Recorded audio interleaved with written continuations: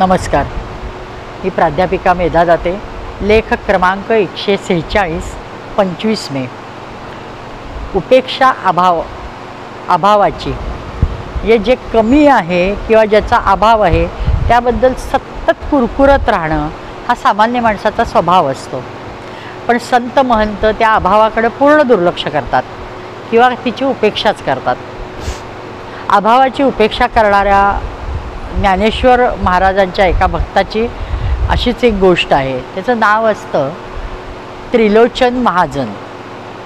पिढीजात व्यापार व्यवसाय असतो, प्रचंड श्रीमंती घरात असते, उद्योगात असणारी हे कुटुंब असतं.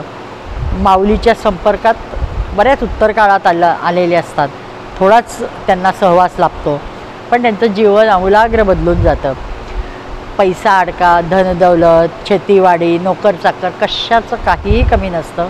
फक्त कमी असतं ते अपत्य नसतं, तेवढंच कमी असतं.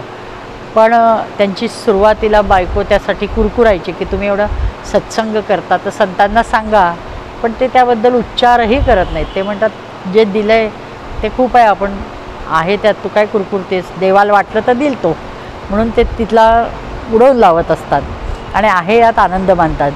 ते संत, साधू, वाटसरू, वारकरी जो कोणी येईल त्याच्यासाठी त्यांच्या घराची दारं 12 महिने 18 काळ उघडी असतात. आणि नुसतं यायचं नाही, त्यांच्या खाण्यापाण्याची सोय, खाण्यापिण्याची सोय, उठण्या बसण्याची सोय, झोपण्याची सोय, सगळ्याची सोय व्यवस्थित करायचं काम हे नवरा बायको करतात. कुणाला काहीही कमी पडू देत नाहीत. माऊलींनी समाधी घेतल्यावर मात्र ते त्यांचे माऊलींचे जे मित्र आहेत म्हणजे नामदेव महाराज त्यांच्यासाठी वारंवार जातात आणि आपल्या गुरुबद्दल विचारायचं, त्यांच्याबद्दल ऐकायचं. आणि सत्संग आवडतच असतो, तो त्यांचा बाणाच असतो. त्यामुळं ते सारखे भेटलेले जात असतात.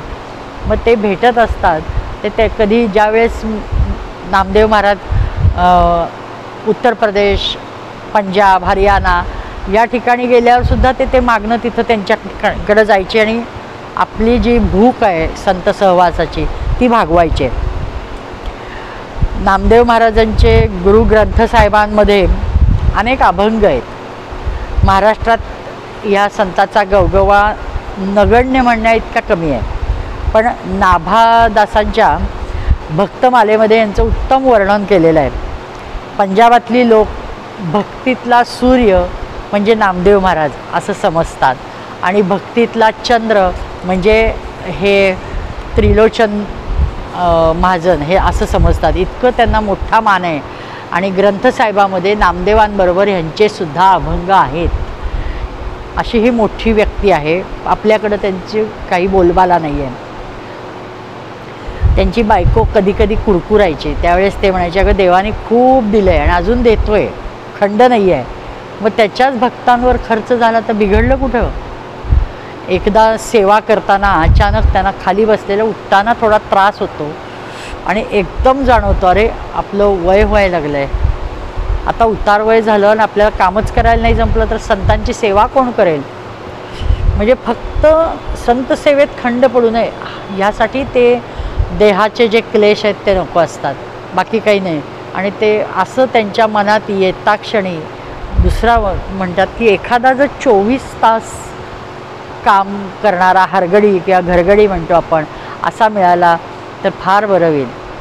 वाक्य त्यांच्या मनातलं पूर्ण होतंय न होतंय तवर समोर एक छोटा तरुण मुलगा 15-16 वर्षाचा चटपटीत येतो आणि शेठजी काही काम आहे का असं पटकन त्यांना विचारतो. तर शेठजी लगेच अजून आपल्या मनात येतं आहे तवर देवा काय तुझी कृपा आहे रे असं म्हणून हवेतच देवाला नमस्कार करतात आणि म्हणतात हो आहे की तुझं नाव काय, तर तो म्हणतो अंतर्यामी. त्याच्या नावाने शेठजी त्याच्याकडं एकटक बघायलाच लागतात आणि मग पुन्हा विचारतात बरं तुझे आई वडील, गाव, घरदार कुठलं आहे, तर तो म्हणतो कोणी नाही म्हणून तर येतो, कामं करत हिंडतो मी. मग म्हणतो मग तुला येतं तरी काय काम, तर तो म्हणतो मी केलं नाही असं कामच नाही. म्हणजे त्याच्या उत्तराने शेठजी हसायला लागतात. तर ते म्हणतात तू काम करू नाही तर न करो पण तुझं बोलणं मात्र फार गोड आहे बाबा. बरं मग तो म्हणतो खायचं प्यायचं काही थोडेफार मी देईन पैसे, पण राहायचं करायचं येणारचं सगळी कामं करायची, पडेल ते काम करायचं. तो तयार होतो, लागेल तेव्हा मागून घे, पैसेही देतो. तो म्हणतो पैसे विषय नको मला, फक्त खाणं पिणं मात्र मी तुमच्या सगळ्यांना करून घालतो, पण मला मात्र तुमच्या बायकोनी करून घातलं पाहिजे. मग तो म्हणतो थांब बाबा तिला विचारू, म्हणून त्यांच्या बायकोला बाहेर बोलवतात, तिलाच त्याची अट सांगतात. ती म्हणते हे बाकीचं काम हा करणार ना, मग मी आनंदाने तयार होते. तो म्हणतो पण माझी अजून एक अट आहे. तर ते म्हणतात काय? तर म्हणे मी खूप खातो. तर ते म्हणतात अरे तू केवढा सांग, तू काय बोलतो? तर म्हणे हो, माझ्यात जवळ 4-5 माणसाचं खातो, कारण 5 जण आहेत असं समजा माझ्या आत, म्हणजे ती पंचमहाभूतं असं समजायचं. आणि 500 तर मला लागतंच, आणि त्याच्याशिवाय वर जितकं लागेल तेवढं माझं. आणि तेवढं घालणार का? तर ती बाई म्हणते बाकी मला काही करायचं नाही ना, मग मी घालते, काही प्रश्न नाही, पण मी खातो खूप, याची कुठंही वाच्यता करायची नाही. तर ते म्हणायचे आम्ही कशाला कुणाला सांगायला जातो, सगळं ठरतं. आणि समजा तुम्ही कुणापाशी वाच्यता केली तर मी तत्काळ निघून जाणार. सगळं ठरतं. तो कामाला लागतो, खूप काम करतो. प्रत्यक्ष भगवंतच ते रूप घेऊन आलेला असतो. त्यामुळं अष्टमहासिद्धी घरात नांदायला लागतात. व्यापारातही उदंड फायदा असतो. येणाऱ्या जाणाऱ्यांचे संत महंत वाटसरू सगळ्यांनाही आनंद मिळत असतो. सत्संगात तो सतैव रममाण झालेला असतो. ह्या सगळ्यामध्ये विसरूनही जातो की हा किती दिवस आला आहे, किती राहिला आणि काय चाललं आहे. जवळजवळ 13 महिने तो तिथं वास करतो. आणि एक दिवशी शेजारच्या बायका तिला बोलवतात गप्पा मारायला, आणि बसल्यावर म्हणतात अगं किती चांगला सेवक मिळाला आहे, त्याचं नाव अंतर्यामी आहे. तो अंतर्यामी तुमचा किती छान आहे, तो सगळी तुझी कामं करतो, तू का नाही बाहेर येत? तर ती म्हणते नाही गं, त्याचं जेवणाखाण्याचं असतं. मग म्हणे अगं असं काय, त्याचं जेवणाखाण्याचं किती असतं? तर म्हणे बक्कळ लागतं त्याला, तो खूप खातो. असं ती बोलती आणि तिच्या लक्षात येतं की आपण चुकलो आहे. आणि ती एकदम जीभ चावते आणि पटकन निघते. मला काम आठवलं म्हणून ती उठतीच, कारण त्यांनी सांगितलेलं असतं की मी लगेच जाणार. मग ती पळत येते. आणि एरवी कधीही बाहेरून आले की पाण्याचा तांब्या घेऊन तो उभा असायचा, पायावर पाणी घ्या म्हणून. तर हा दारात पाणी घेऊन नसतो. मग ती म्हणते की अरे अंतर्यामी कुठं गेला आहेस तू? हाका मारती. शेटजी घरात नसतात, जोरजोरात घरभर फिरते, कुठंही नाही, वर खाली कुठंही तो नसतो. मग ती शेटजी यायची वाट बघते. आल्यावर सगळं सांगते. तर शेटजी म्हणतात तू शेजारी बोलत होतीस ना, असेल तो इकडं कामाला गेला असेल, तो कशाला ते ऐकतोय? आणि मग तो जसा उशीर व्हायला लागतो, संध्याकाळ उलटून जाते, तसं ते शेटजी घराबाहेर पडतात. प्रत्येकाला गावात विचारतात तुम्ही अंतर्यामीला पाहिलं का, तुम्ही अंतर्यामी पाहिलं का? आणि नदीकाठी जातात आणि बसतात. आणि एक क्षणात त्यांच्या मनात विचार डोकावतो की हा अंतर्यामी म्हणजे कोण? हा खरा अंतर्यामी तर नसेल.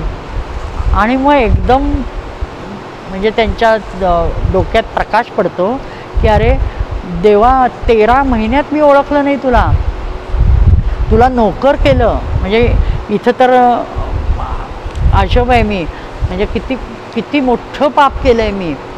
आणि तू कसं काय, हे तूच होतास ना, कारण अंतर्यामी नाव तुझंच. 500 अन्न लागणार, कारण 5 जण आत आहेत, म्हणजे पंचमहाभूतांना लागतं, ते तुला लागतं. सगळ्याच लिंक सोडवली. ती तिच्या मैत्रिणींच्या घरी बोललेलं तुला कळलं आणि तू गडप झालास. आणि असं म्हणून तू खरंच अंतर्यामी माझा तोच अंतर्यामी आहेस का, तुला नमस्कार म्हणून नमस्कार करतो. तर तो प्रत्यक्ष समोर प्रकटतो. आणि मग तो प्रकट झाल्यावर तो त्याला शरण जातो. तो म्हणतो अरे देवा, मी किती महापापी आहे. हे सगळं नाथांच्या पूर्वी 100-125 वर्ष झालेलं आहे.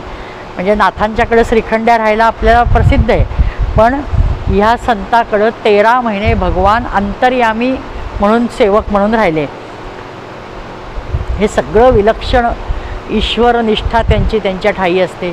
ते त्याच्या चरणावर मस्तक ठेवतात आणि म्हणतात मला माफी कोणत्या मुखाने मी मागू, असं म्हणून मस्तक ठेवतात. आणि तिथंच ते पंचमहाभूतात विलीन होतात, म्हणजे देह सोडतात.